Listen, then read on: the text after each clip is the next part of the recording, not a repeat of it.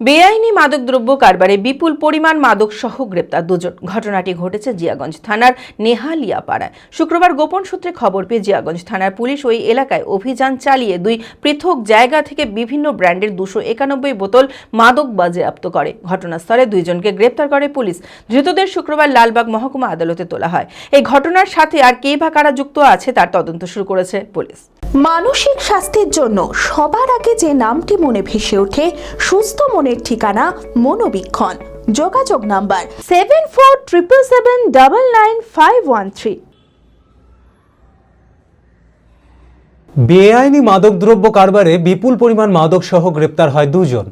ঘটনাটি ঘটেছে জিয়াগঞ্জ থানার নেহালিয়াপাড়ায়। জানা যায়, শুক্রবার গোপন সূত্রে খবর পেয়ে জিয়াগঞ্জ থানার পুলিশ ওই এলাকায় অভিযান চালায়। সেখানে তল্লাশি চালিয়ে দুই পৃথক জায়গা থেকে বিভিন্ন ব্র্যান্ডের 291 বোতল মাদক বাজেয়াপ্ত করে। ঘটনাস্থলেই দুজনকে গ্রেপ্তার করে পুলিশ। ধৃতদের নাম অর্চনা সরকার এবং প্রদীপ ধর।